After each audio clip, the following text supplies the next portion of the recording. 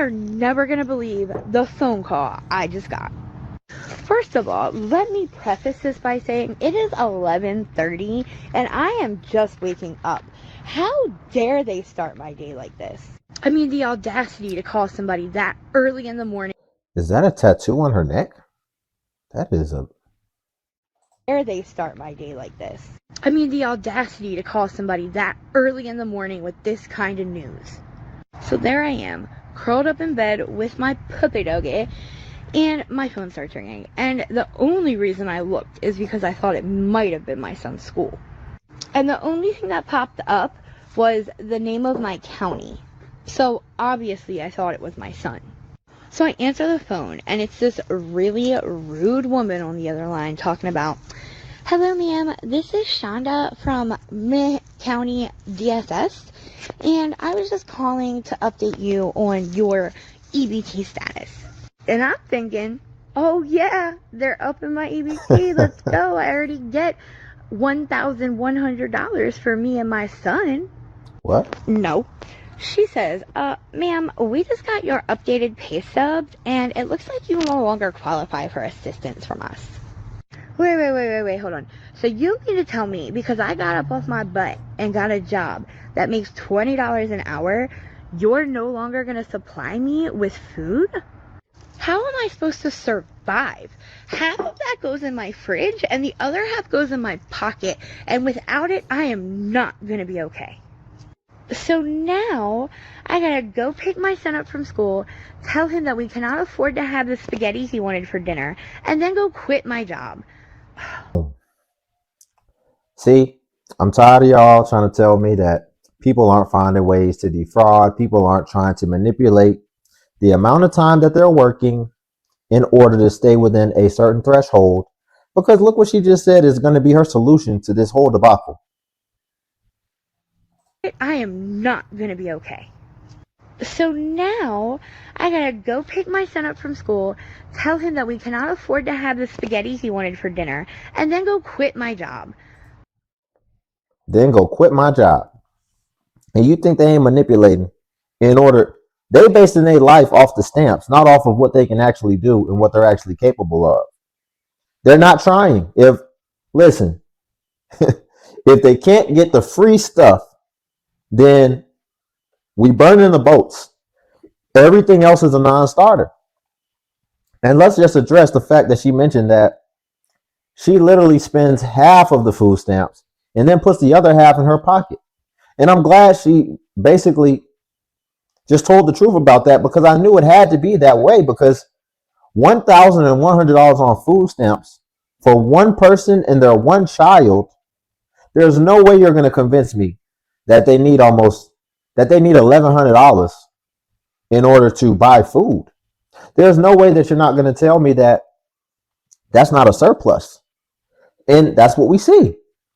And because it's such a sweet deal, because it's just, I mean, when that's an enticing deal right there. She said, because if you're making $20 an hour at your job, you're definitely making more than $1,100 a month, right? But it's just to get a free $1,100, she would rather just figure it out and try to make $1,100 stretch than to expend her time, because you're giving more than what people need. And we simply, I'm glad that he has those work restrictions now, because otherwise people would come to the same solution that she came to, which is ultimately that they would just quit their job. They would quit their job because they just want that free grant that you're giving them.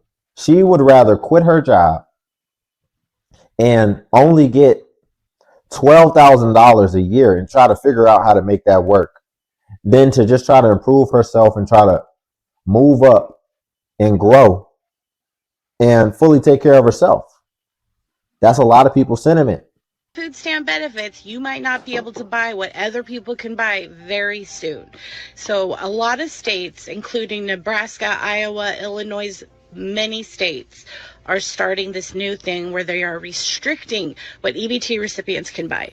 They're saying they can no longer buy energy drinks, soda, candy and sweet snacks. Now, I understand them wanting to say, hey, you need to buy healthier foods, but restricting them and telling them what they could buy is stripping away their dignity, their rights, everything. Just because you are in a financial hardship situation doesn't mean that you are less valued in this society. And it really makes me mad to say that. So if a low-income family has a birthday, they cannot buy a birthday cake because some prepared desserts are not allowed in their food stamp program. Now, what do you guys think about this? It really bothers me because some people are very temporarily on this because of a hardship. Now, it's not something they choose to be. I'm sorry. What do you guys think? Comment. So let me get this straight. People receiving free things and been receiving free assistance for the longest, and now finally having certain restrictions on what they can buy with the free things that they're getting is stripping away their dignity. But you're going to tell me people working their butt off, having to pay taxes that they don't choose to pay, and forcibly getting it taken out and then having no control over where that money goes isn't stripping away dignity? That's just silly. And nothing else has to be said about that. Listen, man, you have the dignity to choose. You can choose to get on the program and follow the rules, or you can choose to say that, no, if I can't have it how I want it, then I just won't take it. In my opinion, that's dignity. But see, but them just saying, oh yeah, you're going to pay this and you're going to work and this is going to come out of your check. And the more you make, the more we're going to take. And you don't have a choice. Just take it. You're going to tell me that's not dignity. Come on now. Get real.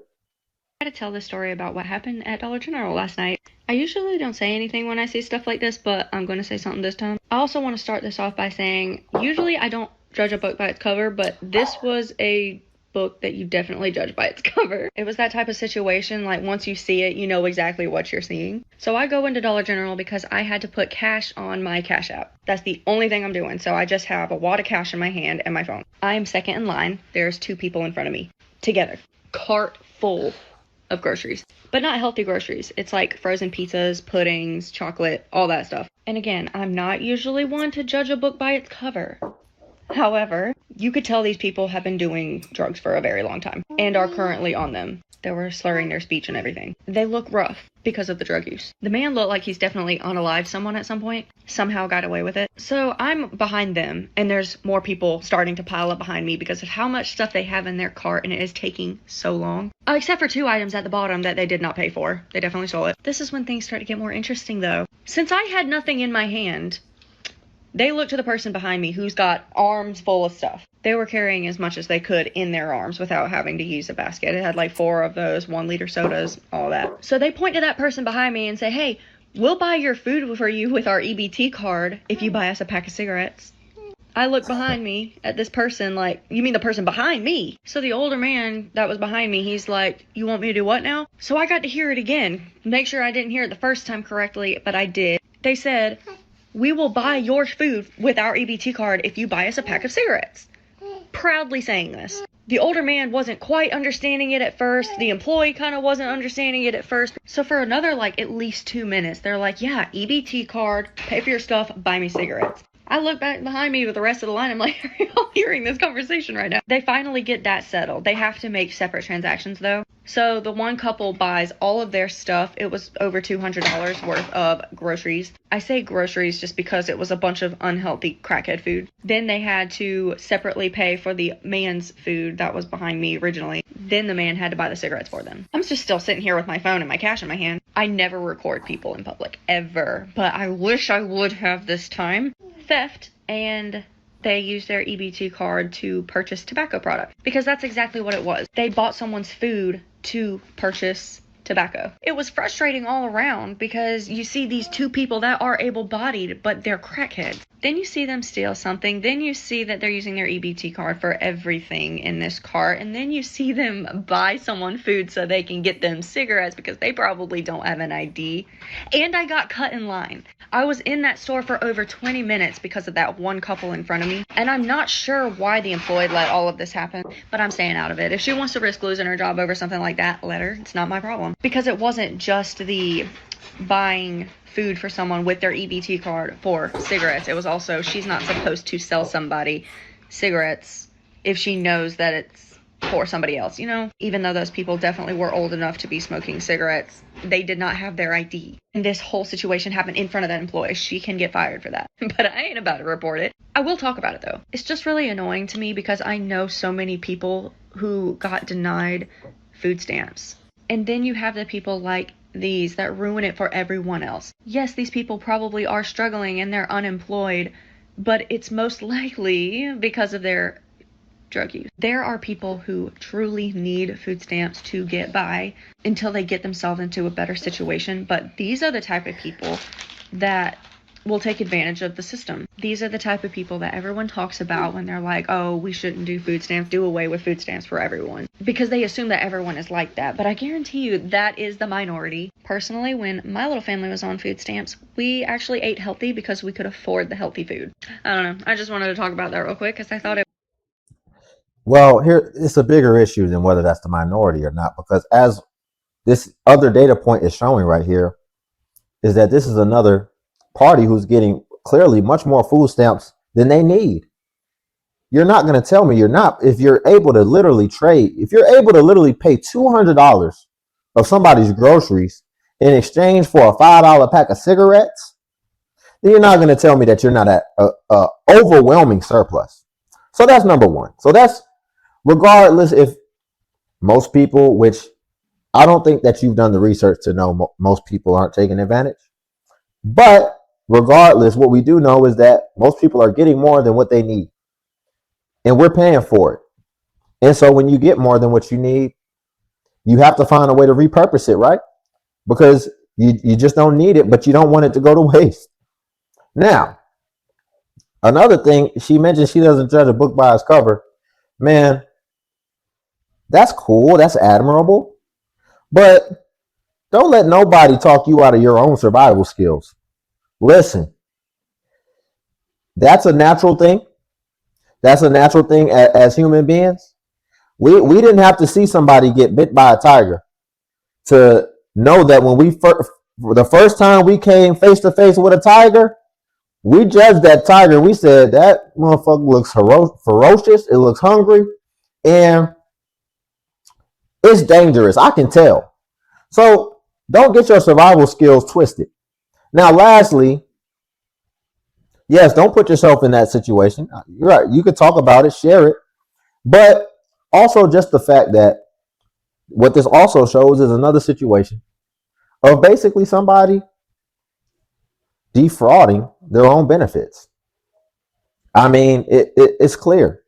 So many people like to say, no, there's no fraud.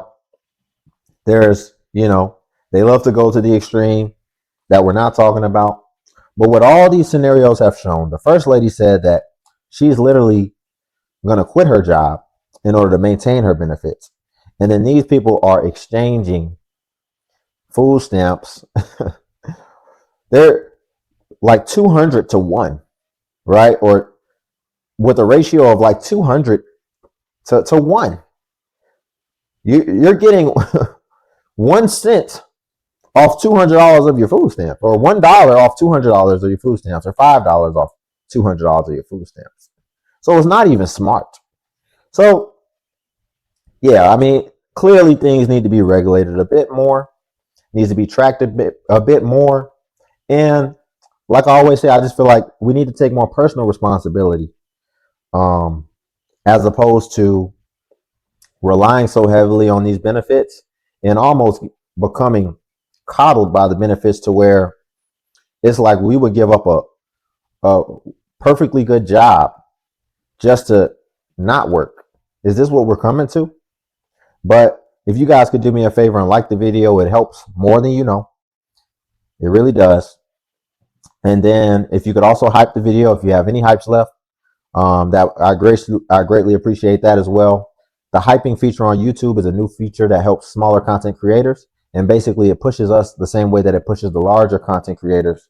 And also, if you want to see self-improvement content, Patreon's link below. But until then, I'll catch you in the next video.